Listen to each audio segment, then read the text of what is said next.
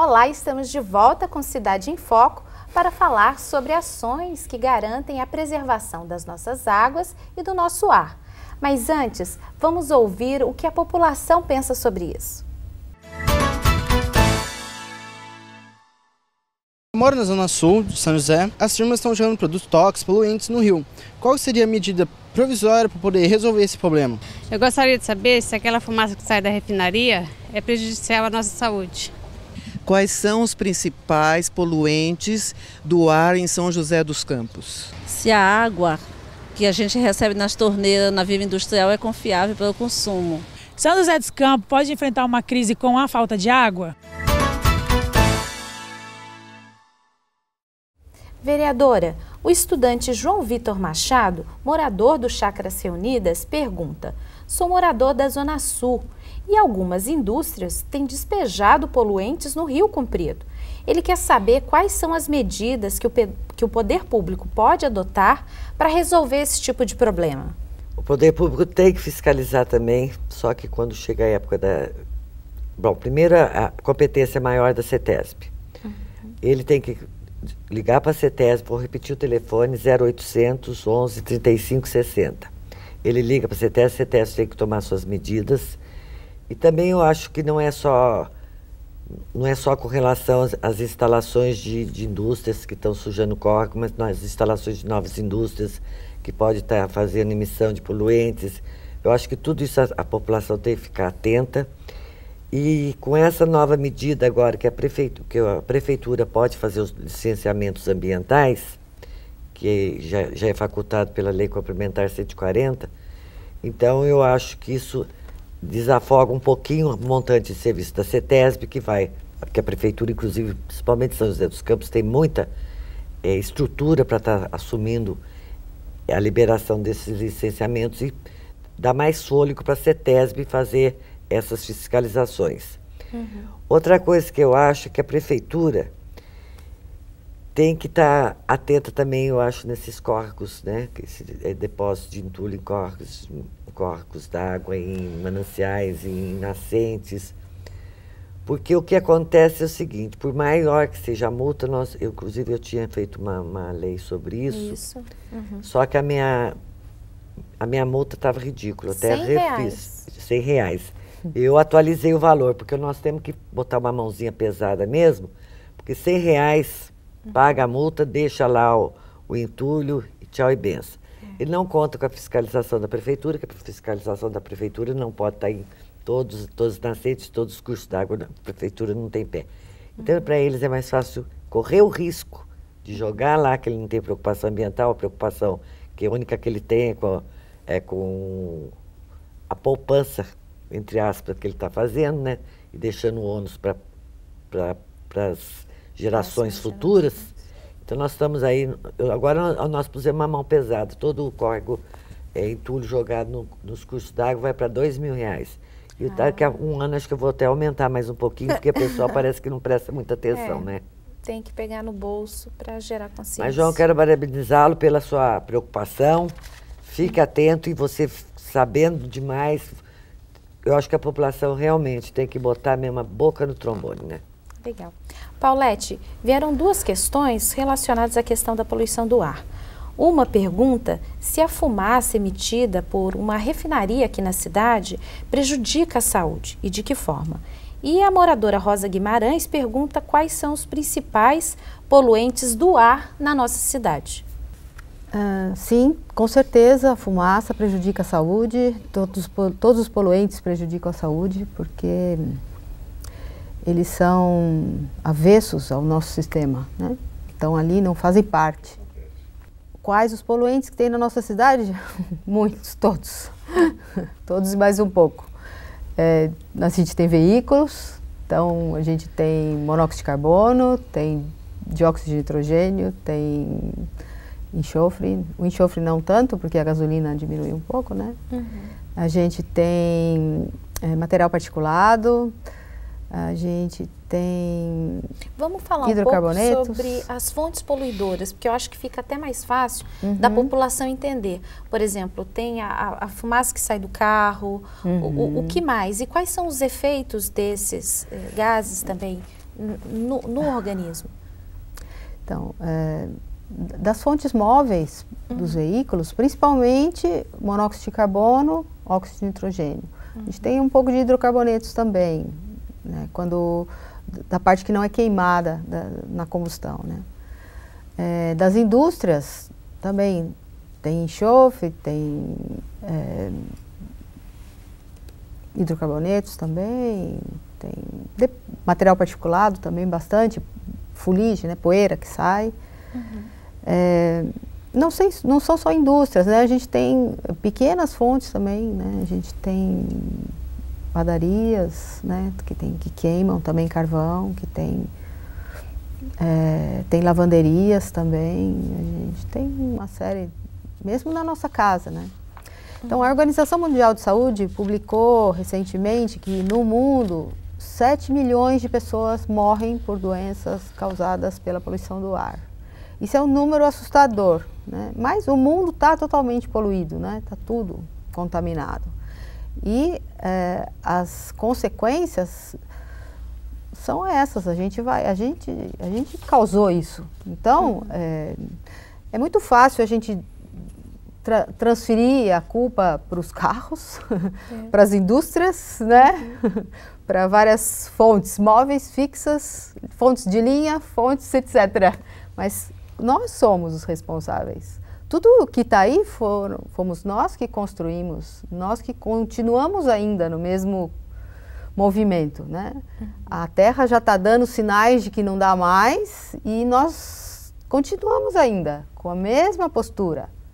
Então, não adianta apontar o dedo, né? Não, vamos cair atrás da refinaria. Mas a refinaria está aí porque todos nós temos carro. Porque todos nós queremos ir para a praia, ir para o tal lugar, ou ir para o trabalho de carro. Então, vai ter mesmo. Vai poluir mesmo. Então, é uma mudança de consciência.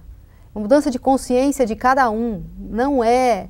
Claro, o poder público é fundamental, porque ele está ali representando, né, as pessoas. Mas a mudança de consciência tem que ser de cada um. E por isso que é muito importante projetos que vão nos pequenos, porque os grandes são mais difíceis, né? Não é de pequeno que se torce o pepino, não dizem isso. Então, pelo menos com as crianças a gente vê os resultados mais imediato, porque nós continuamos na mesma inércia, vamos lá, continuando e fazendo vista grossa. A hora que o negócio estourar, aí, sei lá, de repente a gente começa a se mexer, né? Andréia, veio uma pergunta que é assim, a água que a gente recebe nas torneiras das nossas casas é confiável? Ele pergunta especificamente da Vila Industrial, mas eu acho que essa é uma pergunta para toda a cidade. Quem pergunta? Quem está perguntando aqui é a funcionária pública Marilene Nascimento. Marilene, nós precisamos ter confiança de que o serviço de abastecimento de água, ele nos atende com a qualidade necessária. Então, quando você me pergunta se a água que chega às nossas casas é confiável, eu tenho que dizer para você que sim, porque existe um sistema que faz o tratamento, que tem os seus padrões de qualidade, os seus parâmetros que precisam ser respeitados e existe fiscalização sobre isso. Então, quando a água vem até a nossa casa, é dado como um serviço que é prestado à sociedade e a empresa que faz esse trabalho, no caso aqui em São José dos Campos, Sabesp, ela é uma concessionária. Ela tem a concessão para fazer esse serviço. No entanto, se ela não estivesse atendendo aos moradores com a qualidade necessária, com a segurança de que as pessoas podem fazer uso da água e sem correr risco de adoecer, ela não poderia estar prestando esse serviço. Então, pelo sistema que é feito de tratamento de água, depois a gente vai falar um pouquinho sobre isso, é dado como segura a água que chega até o nosso hidrômetro, até o cavalete de onde a água entra para a sua casa. A partir daí, a responsabilidade é nossa. Nós temos que fazer a limpeza das caixas d'água periodicamente, no mínimo cada 6 meses, para que a água que chega sem contaminação não se contamine dentro da nossa casa, dentro da caixa d'água que nós guardamos, abastecemos a nossa casa com aquele reservatório. Então, são duas coisas importantes. Uma é você estar certa que a água que chega à tua casa é uma água de qualidade, porque existe legislação, existe fiscalização, e a empresa que presta o serviço, ela tem que ser responsabilizada por isso. E a segunda parte é a nossa parte, a do cidadão, que quando recebe água em casa, ele também tem que ter o cuidado com a sua própria caixa d'água. Então, periodicamente, a cada 6 meses, fazer a limpeza, tirar a água, lava, limpa, passa um cloro, né, uma substância que possa remover possíveis micro-organismos que causem doenças, e aí sim você vai estar segura de consumir água que chega até a sua residência.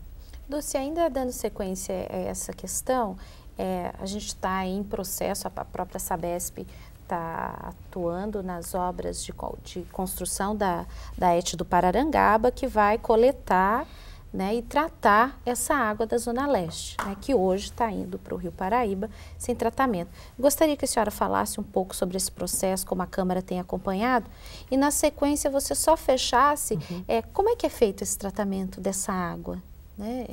E a água que está chegando lá? Do esgoto, né? Exatamente, do esgoto que vai para o Rio. Bom, essa estação do Pararangaba é importantíssima, porque ela vai pegar todos os afluentes lá da parte de cima, que está recebendo esgoto do outro lado da Dutra, e vai chegar até na várzea do lado do Eugênio de Melo, né, onde vai ser a estação. Até o final desse ano ainda, pelo menos até que estou sabendo se não acontecer algum problema na construção, até o final do ano já deve estar funcionando essa estação. É importantíssimo que ela vai tirar o esgoto dos córregos, das nascentes, das proximidades, vai lá, os ramais já estão prontos, o que só falta fazer a estação, está acabando de fazer a estação mesmo, para receber todo esse esgoto. E importante também que para a preservação da nossa várzea lá, porque aquilo lá eu acho que a várzea lá da região leste do Eugênio de Melo, eu acho que aquilo lá é um tesouro inestimável. Só da gente ter, nós que moramos para aquele lado, toda vez que nós chegamos aqui que está um calor insuportável, lá tem 2 ou 3 graus a menos do que está apontando a zona de calor aqui. Agora, é um investimento de 130 milhões, que não é barato, foi processo cumprido, né? Porque tem que falar com os proprietários. Inclusive, nós tivemos até no Bom Retiro, porque tem muita gente que não queria que atravessasse os ramais dentro das propriedades. Então, é um processo longe de demorar, mas está acabando. Finalmente está acabando.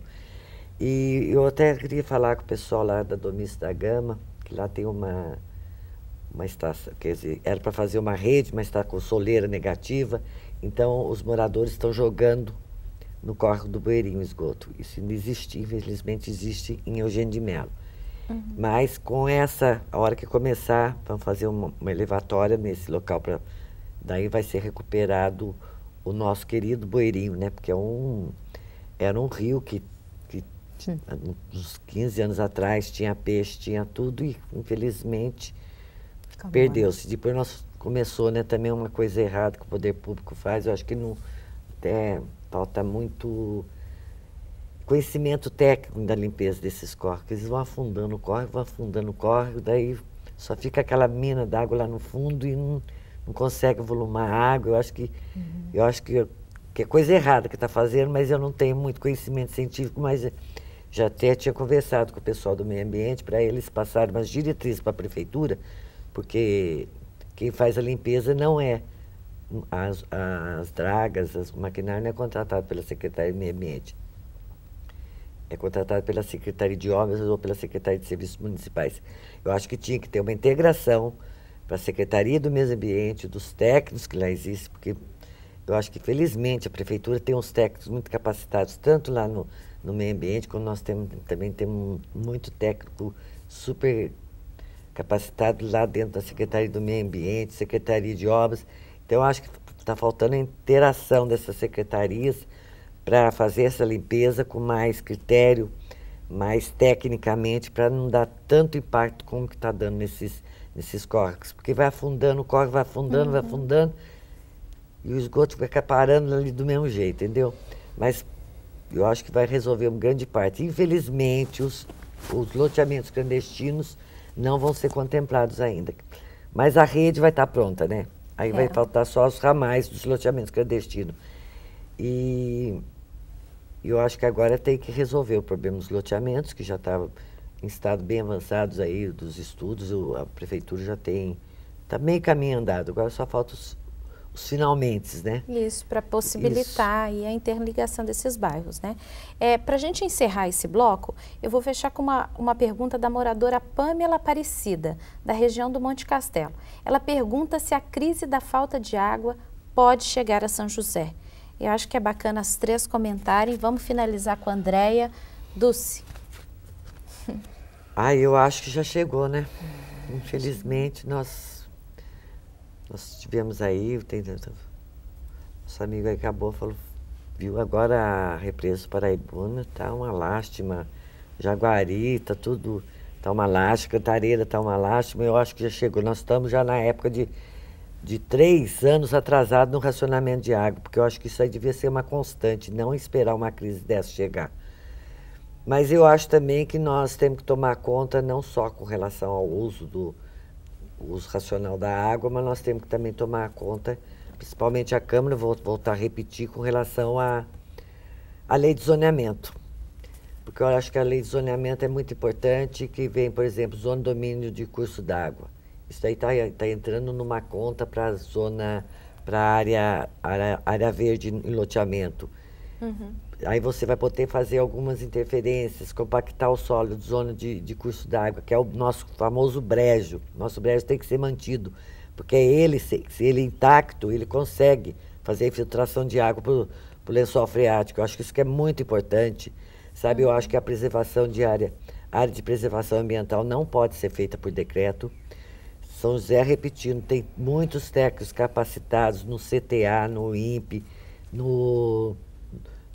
na prefeitura, e eu acho que isso aí não pode ser feito de canetada, não tem que ter critérios, tem que ter muito estudo para você mudar uma área de preservação ambiental para passar para qualquer outro uso.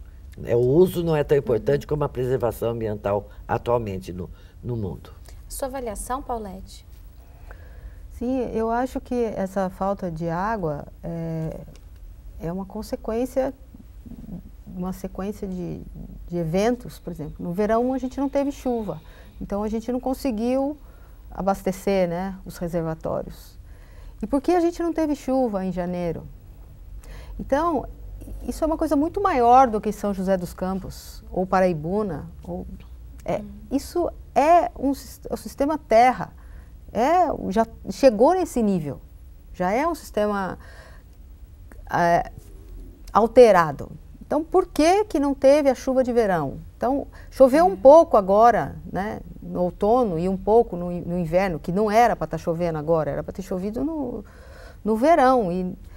Então, e como a demanda é sempre crescente, né, não existe um uso racional, não existe um uso consciente, então, realmente é isso. A realidade hoje é essa.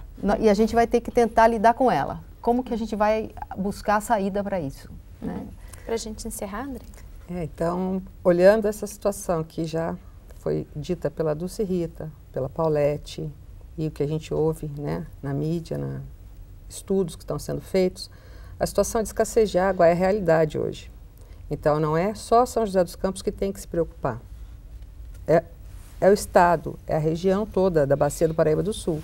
Então, o que nós temos é que tentar, a partir de agora, trabalhar no sentido contrário ao da escassez. Então, nós temos sim que diminuir o consumo de água em casa, as indústrias têm que trabalhar para o reuso das suas águas servidas, o trabalho de remoção de esgotos para que a água que esteja disponível, principalmente no Rio Paraíba do Sul, elas de fato têm a qualidade para abastecimento.